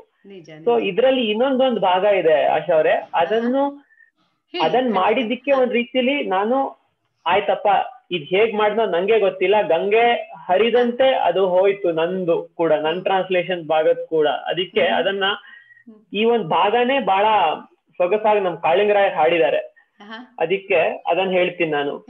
ಸುರ ಸ್ವಪ್ನವಿದ್ದ ಪ್ರತಿಬಿಂಬ ಬಿದ್ದ ಉದ್ಬುದ್ಧ ಶುದ್ಧ ನೀರೇ, ಎಚ್ಚೆತ್ತು ಎದ್ದ ಆಕಾಶದುದ್ದ ಧರೆಗಿಳಿಯಲಿದ್ದ ಧೀರೆ, ಸಿರಿವಾರಿ ಜಾತವರ ಪಾರಿಜಾತ ತಾರಾ ಕುಸುಮದಿಂದೆ, ವೃಂದಾರ ವಂದ್ಯ ಮಂದಾರ ಗಂಧೆ ನೀನೇ ತಾಯಿ ತಂದೆ, ರಸಪೂರ ಜನ್ಯ ನೀನಲ್ಲ ಅನ್ಯ ಸಚ್ಚಿದ ನಂದ ಕನ್ಯೆ, ಬಂದಾರೆ ದಾರೆ ಒಂದಾರೆ ಸಾರೆ ಕಂಡಾರೆ ತಡೆವರೇನೆ, ಅವತಾರವೆಂದೆ ಎಂದಾರೆ ತಾಯಿ ಅಧಪಾತವನ್ನೇ, ಈ ಅಧಪಾತವನ್ನೇ. ಇದನ್ನು ಹೇಗ್ ಟ್ರಾನ್ಸ್ಲೇಟ್ ಮಾಡ್ತೀನಂತ ಅಲ್ಲಿ ತನಕ ಬರೋವರೆಗೂ ನಾನು ಒಂಥರ ಯೋಚನೆ ಕೂಡ ಮಾಡಿಲ್ಲ. ಆಯ್ತಪ್ಪ ಮುಂದೆ ಹೋಗೋಣ ಮಾಡೇ ಇದೀನಿ. ಹೌದು, ನಂಗೂ ನಂಬಕ್ ಆಗಲ್ಲ. ಅದಕ್ಕೆ ಇದನ್ ಮಾಡಿದ್ದಕ್ಕೆ ನಾನು ಮುಂದುವರೆದೆ ಅಂತ ನಾನು ಹೇಳ್ಬಲ್ಲೆ. ಯಾಕಂದ್ರೆ ಇದನ್ ಮಾಡ್ಬಿಟ್ಟೆ ಅಪ್ಪ ಆಯ್ತು, ಏನೋ ಒಂದ್ ರೀತಿಯಲ್ಲಿ ಯಾವ್ದೋ ಒಂದ್ ಚಮತ್ಕಾರದಿಂದ ಇದಾಗೋಯ್ತು ಅಂತ. ಅದನ್ನ ಈಗ ಇಂಗ್ಲಿಷ್ ನಲ್ಲಿ ಹೇಳ್ತೀನಿ.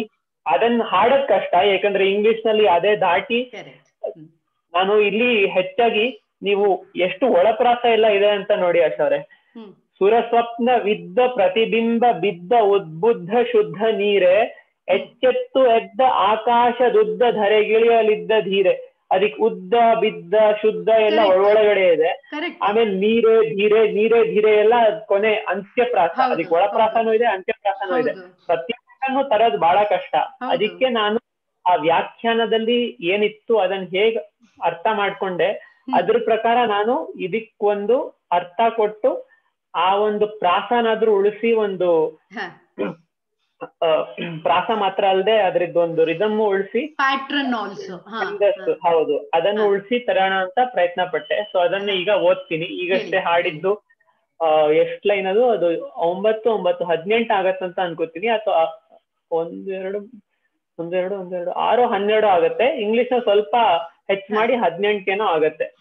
ಸೊ ಈ ಮೊದಲನೇ ಭಾಗ: ಸುರಸ್ವಪ್ನವಿದ್ದ ಪ್ರತಿಬಿಂಬ ಬಿದ್ದ ಉದ್ಬುದ್ಧ ಶುದ್ಧ ನೀರೇ, beloved into whose waters fell reflections from the God dream well that made your pool of consciousness swell. Gange with new opened eyes, Gange who now does span the skies, ready to descend upon Bharati's thighs from the starry flowers of the holy Parijata's bowers that fed upon your showers. Worshipped by the Tulsi garland, perfumed by the Mandara scent, you alone are both parents, Neene Tayi Tande. ರಸಪೂರಜನ್ಯ ನೀನಲ್ಲ ಅನ್ಯ ಸಚ್ಚಿದಾನಂದ ಕನ್ಯೆ, born of an ecstatic rasa flood, you are none but the fluid fruit of Satchidananda Brahma's blood. Bandare bare vandare sare kandhare tadevarene, come on down mother, come to play, come just this once I pray, for my tears of joy I cannot stay.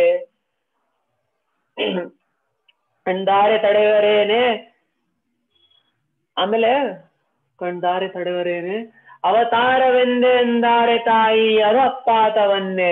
Yes, mother, such a fall is what they meant when they spoke of the avatara, the descent ಅಂತ ಕೊನೆಗೊಳ್ಳುತ್ತೆ.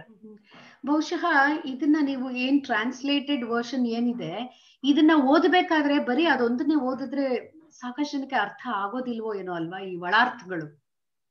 ಖಂಡಿತ. ಆಮೇಲೆ ಒಳಾರ್ಥಗಳನ್ನ ಪ್ರತಿಯೊಂದನ್ನು ಹಿಡ್ದಿಡಕ್ಕೂ ಆಗಲ್ಲ, ಯಾಕಂದ್ರೆ ಇಲ್ಲಿ ಎಷ್ಟೊಂದು Hindu mythology ಇದೆ, ಅದೆಲ್ಲ. ಅದನ್ನೇ ನಾನು ಹೇಳ್ತಾ ಇದ್ದೆ. ಪಾರಿಜಾತ, ಹೂ ನೋಸ್ ಅಬೌಟ್ ಪಾರಿಜಾತ if it doesn't know the, ನಮ್ಮ ಪುರಾಣ ಇದು ಪರಿಚಯವೇ ಇಲ್ಲದೆ ಇದ್ರೆ ಪಾರಿಜಾತ ಏನು, ಕಾಮಧೇನು ಏನು, ಗಂಗಾವತರಣ ಅಂದ್ರೆ ಬಹುಶಃ ಅಲ್ಲಿರೋದು ಒಂದೊಂದು ಪದಕ್ಕೂ ಎಷ್ಟೊಂದು ಒಳಾರ್ಥಗಳಿವೆ.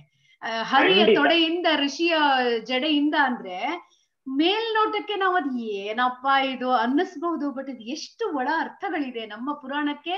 When we connect to that, ಆಗ್ಲೇ ಮಾತ್ರ ನಮ್ಗೆ ಅದರ ಅರ್ಥ ಪರಿಚಯ ಆಗೋದು. ಅದಷ್ಟು ಚೆನ್ನಾಗಿರುವಂತಹ ಒಂದು ಕಾವ್ಯ ಧಾರೆ, ರಸಧಾರೆಯನ್ನ ಹರಿಸಿದ್ರಲ್ಲ. ನಿಜವಾಗ್ಲೂ ಬೇಂದ್ರೆಯವರು ಬಹುಶಃ ಈಗ ಇನ್ನೆಲ್ಲ ಹುಟ್ಟಿರ್ತಾರೋ ಏನೋ ಅಂತ ಅನ್ಸುತ್ತಾ ನಿಮ್ಗೆ?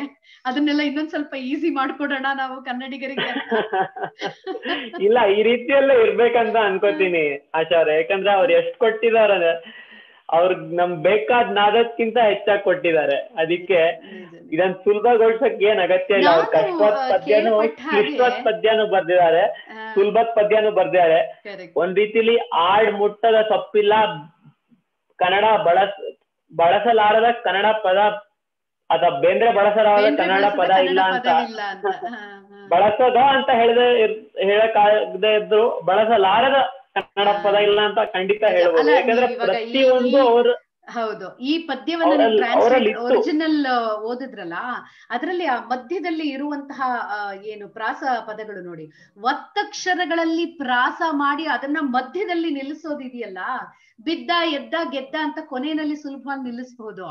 ಮಧ್ಯದಲ್ಲಿ ತಂದು ಕೊನೆಯಲ್ಲಿ ಯಾವುದೇ ಒತ್ತಕ್ಷರಗಳು ಇಲ್ಲದಂತಹ ಪ್ರಾಸವನ್ನ ಕೊಟ್ಟು ನಿಲ್ಲಿಸಿದ್ದಾರೆ. That is very tough. ಅದು ವೆರಿ ಟಫ್ ಅದಲ್ವಾ ಅದು. ಅದೇ ಅವ್ರಿಗೊಂದ್ ರೀತಿಲಿ ಗಂಗೆ ಹರ್ದಂಗೆ ಅವ್ರಿಗೆ ಬಂದಿರ್ಬೇಕು, ಅವ್ರು ಬರ್ದಿರ್ಬೇಕು ಅಷ್ಟೇ. ಅವ್ರು ಬರ್ತಾರೆ. ಅವರ ಸಮಕಾಲೀನರ ಕವಿ ಇರಬಹುದು, ಬರಹಗಾರರಿರಬಹುದು. ಬೇಂದ್ರೆಯಂತಹ ನಾನ್ ಏನ್ ಹೇಳ್ತಾ ಇದ್ದೀನಿ ಅಂತಂದ್ರೆ, ಬೇರೆ ಯಾರೋ ಒಬ್ರು ಸಾಹಿತ್ಯಕಾರರಿರಬಹುದು, ಬರಹಗಾರರು, ಅವ್ರು ಕಡಿಮೆ, ಬೇಂದ್ರೆ ಒಬ್ರೇ ಇರೋದು ಅನ್ನೋ ಯಾವ ರೀತಿಯ ಕಾಂಟ್ರವರ್ಷಿಯಲ್ಲೂ ಅಲ್ಲ, ಆ ವಿಚಾರ ಅಲ್ವೇ ಅಲ್ಲ. ಆದ್ರೆ ಬೇಂದ್ರೆಯವರಿಗೆ ಆ ಲೆವೆಲ್ಗೆ ಬಂದು ಕೂತ್ಕೊಳ್ಳಬಲ್ಲಂತಹ ಒಬ್ಬ ಸಾಹಿತ್ಯಕಾರ ಅಥವಾ ರಚನಾಕಾರರು ಅಂದ್ರೆ ನೀವು ಯಾರನ್ನ ಜ್ಞಾಪಿಸ್ಕೊಳ್ತೀರಾ? ಅಂದ್ರೆ ಈಗ ಬರೀತಿರೋರ ನಾನ್ ಖಂಡಿತ ಅದು ನಿಜವಾಗ್ಲು ಅದು ಯಾರೋ ಒಬ್ರು ಹೇಳಿದ್ರಂತೆ, ಇಂಥವ್ರು ಇನ್ನು 300 ವರ್ಷ ಹುಟ್ಟು ಬರಲ್ಲ ಅಂತ. ಬೇಂದ್ರೆ ಅವ್ರು ತೀರ್ಕೊಂಡ್ಮೇಲೆ 300 ವರ್ಷನೂ ಕಮ್ಮಿನೇ, ಬಹುಶಃ ನ ಭೂತೋ ನ ಭವಿಷ್ಯತಿನೇ, ಅವರು ಹಿಂದಿಲ್ಲ ಮುಂದ್ ಬರಲ್ಲ ಅಂತ ಅಷ್ಟೇ ಅಂತವ್ರು. ಅದಕ್ಕೆ ನಮ್ಮಲ್ಲಿ ನಮ್ಮ ಪುರಾಣ ಪರಿಚಯ ಇರಬಹುದು ಅಥವಾ ದೇವರು ಪೂಜೆ ಪುನಸ್ಕಾರ ಅದರಲ್ಲೆಲ್ಲ ನಂಬಿಕೆ ಇರುವಂತವ್ರಿಗೆ ಅವಧೂತರು ಅಂದ್ರೆ ಚೆನ್ನಾಗಿ ಪರಿಚಯ ಇರುತ್ತೆ. ಈ ಬಹುಶಃ ಈ ಬೇಂದ್ರೆ ಅವರು ಅವಧೂತರ ಅಂತರ. ಯಾವ ಅವಧೂತರನ್ನೇ ಆಗ್ಲಿ ನೀವು ಮೊದಲ್ ನೋಟಕ್ಕಾಗ್ಲಿ ಒಂದ್ 10ನೇ ಸತಿ ಮೀಟಿಂಗ್ ಆದ್ರೂ ಅವ್ರನ್ನ ಅರ್ಥ ಮಾಡ್ಕೊಳ್ಳೋದಕ್ ಸಾಧ್ಯ ಇಲ್ಲ. ಅವ್ರದ್ದು ಅವರದೇ ಆದ ಲೋಕದಲ್ಲಿರ್ತಾರೆ, ಅವರದೇ ಆದ ಚಿಂತನೆಗಳಿರುತ್ತೆ, ಅವರದೇ ಆದ ಒಂದು ಲಹರಿ ಇರುತ್ತೆ ಹೇಳೋದ್ರಲ್ಲಿ, ಅವರ ವಿಚಾರಗಳನ್ನ ತಲುಪಿಸೋದ್ರಲ್ಲೂ ಕೂಡ ಎಲ್ಲೋ ಕಟ್ ಆ ಕನೆಕ್ಷನ್, ಆ ಬ್ರಿಡ್ಜಿಂಗ್ ಕೆಲಸ ನಾವೇ ಮಾಡ್ಕೋಬೇಕಾಗತ್ತೆ. ಅವರು ಅವಧೂತರಾಗಿದ್ರ ಅಂತ ಬೇಂದ್ರೆ ಅವರು. ಹಂಗನ್ಸತ್ತೆ ನೀವ್ ಹೇಳೋದು ಬಹಳ ಸತ್ಯ. ಅವ್ರ ಬಗ್ಗೆ ಒಂದ್ ಪುಸ್ತಕನೂ ಬಂದಿದೆ, ಗೀತಾ ವಸಂತ್ ಅಂತ ಒಬ್ರು ಬರ್ದಾರೆ, ಬೇಂದ್ರೆ ಕಾವ್ಯದಲ್ಲಿ ಅವಧೂತ ಪ್ರಜ್ಞೆ ಅಂತ. ಅದಕ್ಕೆ ನೀವ್ ಹೇಳಿದ ಮಾತನ್ನೇ ಅಲ್ಲಿ ವಿಸ್ತರಿಸಿ ಅವ್ರು ಹೇಳಿದ್ದಾರೆ. ಆಮೇಲೆ ಬಹುಶಃ ವಿಶೇಷವಾಗಿ ಬೇಂದ್ರೆ ಅವ್ರ ವಿಶೇಷತೆ ಏನಂದ್ರೆ, ಸಾಮಾನ್ಯವಾಗಿ ಅವಧೂತರು ಏನೋ ಒಂದು ಭಾಷಣ ಕೊಡ್ಬೋದು ಅಥವಾ ಇನ್ನೇನೋ ಒಂದ್ ರೀತಿಯಲ್ಲಿ ಅವರು ಜಾಣ್ನುಡಿ ಅಥವಾ ನಾಣ್ಣುಡಿ ಏನೋ ಆಡ್ಬೋದು. ಬೇಂದ್ರೆ ಅವರು ಆ ಅವಧೂತ ಪ್ರಜ್ಞೆನ ಕಾವ್ಯಧಾರೆಯಾಗಿ ನಮಗೆ ಕೊಟ್ಟಿದಾರಲ್ವಾ, ಅದೇ ಒಂದು ವಿಶೇಷ. ಯಾಕಂದ್ರೆ ಯಾವ್ದೋ ಒಂದು ಒಣ ಅಂತ ಹೇಳಕ್ಕಿಂತ ಗದ್ಯದಲ್ಲೋ ಅಥವಾ ಭಾಷಣದಲ್ಲೋ ಮಾತ್ರ ಇದನ್ನೆಲ್ಲ ಹೇಳಿದಿದ್ರೆ ಅದು ಹೇಗ್ ಜನರಿಗೆ ತಲುಪ್ತಿತ್ತು. ಈ ಕಾವ್ಯದಲ್ಲಿ ಹೇಳಿದಿಕ್ ಮಾತ್ರ ಜನ ಅದನ್ನ ಇಷ್ಟಪಟ್ಟು ಅಷ್ಟು ಇನ್ನೂ ಕೂಡ ಕೇಳಕ್ಕೆ ಸಿಕ್ಕಿದ್ದಾರೆ. ಹೌದು, ಮಾಧವ್ ಹೇಳಿ, ನಮ್ಮ ಜನರೇಷನ್, ನೀವು ನನಗಿಂತ ಚಿಕ್ಕವರು ಆಫ್ಕೋರ್ಸ್, ನಿಮ್ಮ ಜನರೇಷನ್, ನನಗಿಂತ ಮೇಲ್ಪಟ್ಟಿನ ಜನರೇಷನ್ ಎಲ್ರು ಬೇಂದ್ರೆಯವರನ್ನ ಅವಾಗ ಒಂದ್ಸತಿ ಇವಾಗ ಒಂದ್ಸತಿ ನಾವು ಓದಿದೀವಿ, ಎಷ್ಟ್ ಚೆನ್ನಾಗಿದೆ, ಕೇಳಿದೀವಿ ಹಾಡುಗಳಲ್ಲಿ ಎಷ್ಟ್ ಚೆನ್ನಾಗಿದೆ ಅಂತ. ಅರ್ಥ ತಿಳ್ಕೊಳಕ್ ಹೋಗದೆ ಇದ್ರುವೆ ನೀವ್ ಹೇಳ್ದಾಗೆ ಆ ಪ್ರಾಸ, ಆ ಮಟ್ಟು ಏನಿದೆ ಅದರಿಂದ ನಾವು ವಿ ಎಂಜಾಯ್ ಬೇಂದ್ರೆ. ಈಗಿನ generation may be around 20s ಅಲ್ಲಿ ಇರೋ ಅಂಥವ್ರಿಗೆ ಬೇಂದ್ರೆ ತಲುಪ್ತಾರಾ, ಬೇಂದ್ರೆ ಇಷ್ಟ ಆಗ್ತಾರಾ? ಇದು ಯೋಚನೆ ಮಾಡತಕ್ಕ ಪ್ರಶ್ನೆ ಸರ್. ನಂಗನ್ಸೋದು ಒಂದ್ ರೀತಿಯಲ್ಲಿ ಭಾವಗೀತೆಯ ಪ್ರಚಾರ ಈಗ ಫೇಸ್ಬುಕ್ ಎಲ್ಲ ಬಂದಿದ್ರಿಂದ ಸ್ವಲ್ಪ ಹೆಚ್ಚಾಗಿದೆ. ಈ ಭಾವಗೀತಾ ಪೇಜ್ ಅಂತ ಫೇಸ್ಬುಕ್ ಹೋಗಿ ನೋಡಿದ್ರೆ ಎಷ್ಟೋ 2 ಲಕ್ಷನೋ ಏನೋ ಫಾಲೋವರ್ಸ್ ಇದಾವೆ. ಅದಕ್ಕೆ ಜನ ಕೇಳಕ್ ಇಷ್ಟ ಪಡ್ತಾರೆ, ಆದ್ರೂ ಓದಕ್ ಎಷ್ಟು ಸಿದ್ರಿದಾರಂತ ನಂಗೆ ಗೊತ್ತಿಲ್ಲ. ಕೇಳಿ ಓದನ್ ಕಡೆ ಹೋದ್ರೆ ಅದು ಒಂದು ದಾರಿ, ಅದನ್ನ ಖಂಡಿತ ಅಲ್ಗಳೇ ಅಲ್ಲ ನಾನು. ಆದ್ರೆ ನಂಗನ್ಸೋದು ಒಂದ್ ರೀತಿ ನಮ್ಮ ಪೀಳಿಗೆಗೂ ನಿಜ ಮತ್ತೆ ಹಿಂದಿನ ಪೀಳಿಗೆಗೂ ನಿಜ ಏನಂದ್ರೆ, ಹಾಡಿನ ಮೂಲಕ ಮೊದ್ಲು ಆಪ್ತವಾಯ್ತು ಇದು, ಆಮೇಲೆ ಅದ್ರ ಹತ್ತ ಹೋದ್ರು ಕಾವ್ಯದ ಹತ್ತ. ಅದಕ್ಕೆ ಇನ್ನೂ ಕೂಡ ಅದು ಸಾಧ್ಯ ಅಂತ ಅನ್ಕೋತೀನಿ. ಒಂದು, ಹಾಡಿನ ಮೂಲಕ ಕಾವ್ಯನ್ ಪರಿಚಯ ಮಾಡಿಕೊಟ್ಟು, ಬೇಂದ್ರೆ ಅವರ ಕಾವ್ಯನ್ ಪರಿಚಯ ಮಾಡಿಕೊಟ್ಟು ಆ ಕಡೆ ಅವರನ್ನ ಕಳಿಸೋದು. ಇನ್ನೊಂದು, ಅದಕ್ಕೆ ಅದ್ರಲ್ಲಿ ಇರೋ ಒಂದ್ ರೀತಿಲಿ ದೇಸಿತನ, ಅಚ್ಚ ಕನ್ನಡತನ, ಸಂಸ್ಕೃತ ಇಲ್ಲ ಅಂತ ತೋರ್ಸ್ಕೊಡುದು. ಅಂದ್ರೆ ಈ ಕನ್ನಡ ಭಾಷೆಗೆ ಇಷ್ಟು ಕಸುವು ಇದೆ ಅಂತ, ಇದನ್ನ ಈಗ ಬಳಸಕ್ಕೂ ಸಾಧ್ಯ ಅಂತ ತೋರ್ಸ್ಕೊಡೋದು, ಅದು ಮುಖ್ಯ ಅಂತ ಅನ್ಕೋತೀನಿ. ಅದನ್ನು ಸ್ವಾರಸ್ಯ ಮಾಡಿಕೊಟ್ರೆ, ಅವರ ಸಖಿ ಗೀತನ್ ತಗೊಂಡು ಅಂತ ಒಳ್ಳೆ ರೀತಿಯಲ್ಲಿ ದೇಸಿ ಕಾವ್ಯನ ಅವರು ಸೃಷ್ಟಿ ಮಾಡಿದ್ದಾರೆ. ಅದ್ರಲ್ಲಿ ಅದನ್ನು ತೋರ್ಸ್ಕೊಟ್ರೆ ಜನರಿಗೆ, ಅವಾಗ ಇದು ಕಬ್ಬಿಣದ ಕಡ್ಲೆ ಅಂತ ಅನ್ಸಲ್ಲ ಅವ್ರಿಗೆ. ಆಯ್ತಪ್ಪ, ಈ ತರಾನು ಬರೆಯಕ್ ಸಾಧ್ಯ, ಸಣ್ಣ ಪದಗಳನ್ನು ಉಪಯೋಗಿಸಿ ಒಂದ್ ಒಳ್ಳೆ ಕಾವ್ಯನ ನಾವು ಹೆಣಿಬಹುದು ಅಂತ ಅವರಿಗೆ ಅನ್ಸತ್ತೆ. ಬಹುಶಃ ನೀವು ಹೇಳಿದ ಹಾಗೆ ನಮ್ಮ ಈ ಪ್ರೈಮರಿ ಮಿಡಲ್ ಸ್ಕೂಲ್ ಲೆವೆಲ್ ಅಲ್ಲೇನೆ ಬೇಂದ್ರೆ ಅವರ ಪರಿಚಯವನ್ನ, ಅವರ ಸುಲಭ ಕನ್ನಡದ ಕವಿತೆಗಳು ಏನಿದೆ ಅದರಿಂದ ಸಿಲೆಬಸ್ ಅಲ್ಲೇ ಅದನ್ನ ಸೇರಿಸಿ ಮಾಡಿದ್ರೆ ಪಠ್ಯಕ್ರಮದಲ್ಲಿ, ಬಹುಶಃ ಮಕ್ಕಳಿಗೆ ಆಸಕ್ತಿ ಹುಟ್ಟಿ ಅವರು ದೊಡ್ಡವರಾಗ್ತಾ ಆಗ್ತಾ ಕನ್ನಡವನ್ನೇ ಮೇಜರ್ ಆಗಿ ತಗೊಳ್ಳೋ ಅಂಥವ್ರಲ್ಲಾದ್ರೂ ಬೇಂದ್ರೆ ಅವರನ್ನ ಅಧ್ಯಯನ ಮಾಡುವಂತಹ ಆಸಕ್ತಿ ಹುಟ್ಟಬಹುದೇನೋ ಅಲ್ವಾ? ಖಂಡಿತ. ನಂಗನ್ಸುತ್ತೆ ಸ್ಕೂಲ್ ನಲ್ಲಿ, ನಿಮ್ಗೆ ಗೊತ್ತಿರಂಗೆ ನಾನ್ ಕಲಿಯಿಲ್ಲ ಕನ್ನಡದಲ್ಲಿ, ಆದ್ರೆ ಸ್ಕೂಲ್ ನಲ್ಲಿ ಚೆನ್ನಾಗಿ ಹೇಳ್ಕೊಟ್ಟಿಲ್ಲ ಅಂದ್ರೆ, ಅದ್ರಲ್ಲಿ ಆಸಕ್ತಿ ಹುಟ್ಟಿಲ್ಲ ಅಂದ್ರೆ, ಆಮೇಲೆ ಕೆಲವ್ರಿಗೆ ಮಾತ್ರ ಆ ಒಂದ್ ಟೆಂಪರಮೆಂಟ್ ಇರತ್ತೆ, ಮಿಕ್ಕಿದವ್ರಿಗೆ ಅದು ಎಕ್ಸಾಮ್ ಪಾಸ್ ಮಾಡ್ಬೇಕು, ಓದ್ತೀನಿ, ಬೈಹರ್ಟ್ ಮಾಡ್ತೀನಿ, ಬರಿತೀನಿ, ಬರ್ತೀನಿ ಅಷ್ಟೇ. ಆಮೇಲೆ ಅವ್ರ ಹೆಸರು ಗೊತ್ತಿರತ್ತೆ ಹೊರತು ಅವ್ರ ಸಾಧನೆ ಗೊತ್ತಿರಲ್ಲ. ಆಮೇಲೆ ಅವಕಾಶ ಸಿಕ್ಕಿರಲ್ಲ. ಒಂದ್ ರೀತಿಲಿ ಅವ್ರಿಗೆ ನಾವು ಮೋಸ ಮಾಡ್ತಿದೀವಿ ಅದನ್ನ ಸರಿಯಾಗಿ ಹೇಳ್ಕೊಡದೆ. ಒಂದೇ ಒಂದ್ ಪದ್ಯ, ನೀವ್ ಹೇಳಿತರ ಯಾವ್ದೋ ಒಂದು ಪದ್ಯ ಕರಡಿ ಕುಣಿತ ಅಂತ ಆರಿಸ್ಕೊಂಡು ಅದನ್ನ ಸುಮ್ನೆ ಅದ್ರ ನಾದಕ್ಕೆ ಹೆಚ್ಚು ಗಮನ ಕೊಡದೆ, ಅದ್ರ ಅರ್ಥ ಮಾತ್ರ ಹೇಳಿ ಸುಮ್ನೆ ಎಕ್ಸಾಮಿಗೆ ಈ ಪ್ರಶ್ನೆಗಳು ಬರ್ಬೋದು ಅಂತ ಅರ್ಥ ತಿಳಿಸ್ಕೊಟ್ಟು ಬಿಡೋದು, ಅದ್ರಲ್ಲಿ ಏನೇನು ಪ್ರಯೋಜನ ಇಲ್ಲ. ಅದ್ರ ನಾದ ಜನರಿಗೆ ಖಂಡಿತ ಅರ್ಥವೇ ಇಲ್ಲ. ಯಾಕಂದ್ರೆ ಅವರೇ ಅಂತಾರಲ್ಲ, ಮಾತು ಮಾತು ಮಥಿಸಿ ಬಂದ ನಾದದ ನವನೀತ, ಹಿಗ್ಗ ಬೀರಿ ಹಿಗ್ಗಲಿತ್ತು ತನ್ನ ತಾನೇ ಪ್ರೀತ, ಅರ್ಥವಿಲ್ಲ ಸ್ವಾರ್ಥವಿಲ್ಲ ಬರಿಯ ಭಾವಗೀತ. ಅಷ್ಟೇ, ಅರ್ಥವಿಲ್ಲ ಸ್ವಾರ್ಥವಿಲ್ಲ ಬರಿಯ ಭಾವಗೀತೆ ಅಷ್ಟೇ. ಅಷ್ಟೇ. ಹಿಗ್ಗ ಬೀರಿ ಹಿಗ್ಗಲಿತ್ತು, ಹಿಗ್ಗನ್ ಬೀರಕ್ಕೆ ಅದು ಹುಟ್ಟಿದ್ದು. ಹಿಗ್ಗು ಅಂದ್ರೆ ಒಂದ್ ಸಂತೋಷ, ಅದೆಷ್ಟು ಅಚ್ಚಗನ್ನಡ ಪದ ನೋಡಿ. ಹಿಗ್ಗ ಬೀರಿ ಹಿಗ್ಗಲಿತ್ತು ಅಷ್ಟೇ, ಒಂದ್ ಸಂತೋಷಕ್ಕೆ ಬರ್ದಿದ್ದು. ಅವ್ರ ಆತ್ಮ ಸಂತೋಷಕ್ಕೂ ಮತ್ತೆ ಬೇರೆಯವ್ರ ಸಂತೋಷಕ್ಕೂ ಬರ್ದಿದ್ದು. ಮಾತನ್ನ ಮತಿಸಿ, ಮಾತು ಮಾತು ಮತಿಸಿ ಬಂದ ನಾದದ ನವನೀತ. ನೋಡಿ ಎಷ್ಟು ಎಂತ ಪ್ರತಿಮೆ ಅದು, ನಾದದ ನವನೀತ. ನಮ್ಮಲ್ಲಿ ಅದಕ್ಕೆ ಹೆಚ್ಚು, ನಾನು ಇದನ್ನ ಟ್ರಾನ್ಸ್ಲೇಟ್ ಮಾಡಿದೀನಿ, ಅದ್ರ ಇಂಗ್ಲಿಷ್ ನಲ್ಲಿ ಬಟರ್ ಅಂತ ಉಪಯೋಗಿಸಿಲ್ಲ. ಯಾಕಂದ್ರೆ ನವನೀತಕ್ಕೂ ಮತ್ತೆ ಬೆಣ್ಣೆಗಿರೋ ಒಂದು ಬೇರೆ ಒಂದ್ ಕಲ್ಚರಲ್ ರೆಫರೆನ್ಸ್ ಏನಿದೆ ಅದು ಬಟರಿ ಇಲ್ಲ. ಒಂದ್ ಕಾಲದಲ್ಲಿ ಇದ್ದಿರ್ಬೋದು, ಆದ್ರೆ ನಮ್ಮಲ್ಲಿ ಕೃಷ್ಣ ಅಥವಾ ಮಜ್ಜಿಗೆ ಒಳಗಿನ ಬೆಣ್ಣೆ ಅಂತೆ ಅಂತ ಪುರಂದರದಾಸ ಹಾಡಿದ್ದು, ಅದಕ್ಕೆಲ್ಲ ಒಂದು ಹೋಲಿಕೆ ಇದೆ. ಹಾಗಾಗಿ ಮಾತು ಮಾತು ಮತಿಸಿ ಬಂದ ನಾದದ ನವನೀತ, ನವನೀತ ಬಂದಿದೆ ಅಷ್ಟೇ. ಅದು ಅಲ್ಲಿ ಸಂಸ್ಕೃತನ ಉಪಯೋಗಿಸ್ತಾರೆ. ನೀವಲ್ಲಿ ಬೆಣ್ಣೆ ಅನ್ನೋ ಪದವನ್ನ ಬಂದ್ಬಿಟ್ರೆ ಬರೀ ನಾವು ಬ್ರೆಡ್ ಹಾಕೊಳ್ಳೋ ಬಟರ್ ಅಷ್ಟೇ ಆಗೋಗುತ್ತೆ. ಒಂದ್ ರೀತಿಲಿ ಅದು ಸಾಧ್ಯ. ಆದ್ರೆ ಬೆಣ್ಣೆಯನ್ನು ಉಪಯೋಗಿಸ್ತಾರೆ, ನವನೀತ ಉಪಯೋಗಿಸ್ತಿದಾರೆ. ಅದಕ್ಕೆ ಅವ್ರನ್ನ ಸಹಜ ಕವಿ ಅಂತ ಕರಿಬೇಕು. ಆಶವ್ರೆ ಯಾವ ಪದ ಎಲ್ ಬರ್ಬೇಕಿತ್ತಂತ ಬಹುಶಃ ಅವರು ಅನಾಯಾಸವಾಗಿ ಅವರು ಯೋಚನೆ ಮಾಡದೆ ಅದು ಬಲವಂತವಾಗಿ ನಾವು ಬರಿತೀವಿ ಅಂತ ಕೂತಾಗ ನಮಗೆ ಡಿಕ್ಷನರಿಗಳು ಬೇಕು, ಥಿಸಾರಸ್ಗಳು ಬೇಕು ಇಟ್ಕೊಂಡು, ಈ ಪದದ ಅರ್ಥ ಏನೋ, ಈ ಪದಕ್ಕೆ ಈ ಪದದ ಹಿಂದ್ಗಡೆ ಇದನ್ನ ಹಾಕಿದ್ರೆ ಯಾವ ಅರ್ಥ ಬರುತ್ತೆ, ಮುಂದೆ ಹಾಕಿದ್ರೆ ಯಾವ ಅರ್ಥ ಬರುತ್ತೆ, ಎಲ್ಲವನ್ನ ವಿಶ್ಲೇಷಣೆ ಮಾಡ್ಬೇಕು. ಆದ್ರೆ ಅವ್ರಿಗೆ ಇಲ್ಲೇ ಎಲ್ಲ ಇತ್ತು, ಸೀದಾ ಬರ್ತಾ ಏಲಾವನ ಲವಲಿ ಬನ ಲವಂಗ ಬನಗಳಲ್ಲಿ ನಾಗಲತಾ ಸಂಕುಲ ಬನವಾಸಿಯ ಜನಗಳಲ್ಲಿ ಲೀಲಾಂದೋಲಿತ ದೋಲಾಲನ ಮಣಿಗಳಲ್ಲಿ ಏಲಾವನ ಲವಲಿ ಬನ ಲವಂಗ ಬನಗಳಲ್ಲಿ ಅಂತ ಒಂದು ಕೇಳಿರ್ಬೋದು ಒಂದಿಷ್ಟು ಜನ.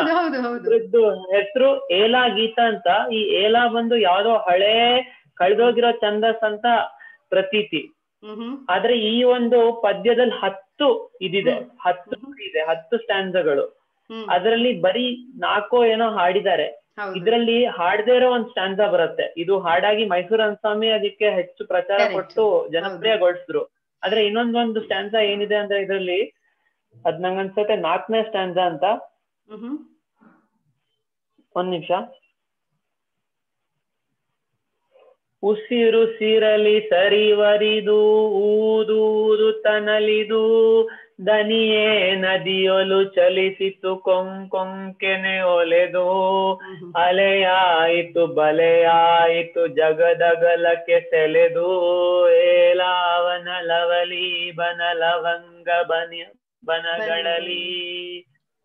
ನೋಡಿ ಎಷ್ಟು ಚೆನ್ನಾಗಿದೆ. ಉಸಿರುಸಿರಲಿ ಸರಿವರಿದು ಊದೂದುತ ನಲಿದು ದನಿಯೇ ನದಿಯೊಲು ಚಲಿಸಿತು ಕೊಂಕೆನೆ ಒಲೆದು ಅಲೆಯಾಯಿತು ಬಲೆಯಾಯಿತು ಜಗದಗಲಕ್ಕೆ ಸೆಲೆದು ಅಂತ. ನಿಜವಾಗ್ಲು ಇದನ್ನ ಅರ್ಥ ಮಾಡ್ಕೋಬೇಕಾರೆ ನೀವ್ ಎಲ್ ಕಟ್ ಮಾಡ್ತೀರಾ, ಯಾವ ಪದವನ್ನ ತುಂಡರಿಸಿ ಯಾವ ಪದಕ್ಕೆ ಅರ್ಥವನ್ನ ಕಲ್ತ್ಕೊಳ್ತೀರಾ, ಇದೆಲ್ಲ ಒಟ್ಟಾರೆ ಸಮಗ್ರವಾಗಿ ಸುಮ್ನೆ ಕೇಳಬೇಕು ಅಷ್ಟೇ. ಅದು ನಂಗೆ ಅನ್ಸತ್ತೆ ಒತ್ತಿ ಹೇಳ್ಬೇಕು ಜನರಿಗೆ. ಇದ್ರ ಅರ್ಥನ ಯಾವ್ದೋ ಒಂದು ಹಿಗ್ಗಾಟ ಮತ್ತೆ ಜಗ್ಗಾಟದಿಂದ ಬಿಡಿಸ್ಬೇಕಾಗಿಲ್ಲ. ಸುಮ್ನೆ ಅದನ್ನು ರಸಿಕ ರೀತಿಯಲ್ಲಿ ಅದನ್ನ ಇಷ್ಟಪಟ್ಟು ಅದನ್ನ ಅದು ನಿಮಗ್ ಸಂತೋಷ ಕೊಟ್ರೆ ಅಷ್ಟೇ ಸಾಕು. ಇದನ್ನ ಅಧ್ಯಯನ ಮಾಡ್ಲೇಬೇಕಂತ ನೀವ್ ಕೂರ್ಬೇಕಾಗಿಲ್ಲ. ಸುಮ್ನೆ ಇಷ್ಟ ಪಡೋದು ಅದು ಒಂದು ಇದಾಗಿದೆ ಅಂತ. ಕೇವಲ ಒಂದು ಭಾವಗೀತವಾದ್ರೂ ಸರಿ, ಅದರಲ್ಲೇ ಒಂದು ಆನಂದ ಸಿಗುತ್ತಲ್ಲ. ಎಕ್ಸಾಕ್ಟ್ಲಿ ಖಂಡಿತ ಅದನ್ನ ಜನರಿಗೆ ಹೇಳ್ಕೊಡ್ಬೇಕು. ಖಂಡಿತ ನೀವು ನಮ್ಮ ಕಂಪನಾಂಕಿಗಳಿಗೆ ಯಾಕೆ ಒಂದು ಕಾರ್ಯಾಗಾರವನ್ನ ಮಾಡಬಾರ್ದು? ಬೇಂದ್ರೆ ಅವರ ಕವನಗಳನ್ನ ಅರ್ಥ ಮಾಡ್ಕೊಳ್ಳೋದು ಹೇಗೆ ಅಂತ. ನೀವ್ ಹೇಳ್ದಂಗೆ ತುಂಬಾ ವಿಶ್ಲೇಷಣೆ ಮಾಡೋದು ಬೇಡ, ಅದನ್ನ ಸುಮ್ಮನೆ ಒಂದು ಭಾವನಾತ್ಮಕವಾಗಿ ನಮ್ಮ ಭಾವನೆಗಳನ್ನ ಅದ್ರ ಜೊತೆಗೆ ಜೋಡಿಸ್ಕೊಂಡು ನಾವು ಆಂತರಿಕ ಆನಂದವನ್ನ ಕಂಡುಕೊಳ್ಳೋದು ಹೇಗೆ ಅನ್ನುವಂತ ಒಂದು ಕಾರ್ಯಾಗಾರವನ್ನ ಯಾಕೆ ಮಾಡಬಾರ್ದು ನೀವು? ಯಾವ ರೀತಿಯಲ್ಲಿ ಮಾಡ್ಬೋದಂತ ಅನ್ಕೋತೀರಾ?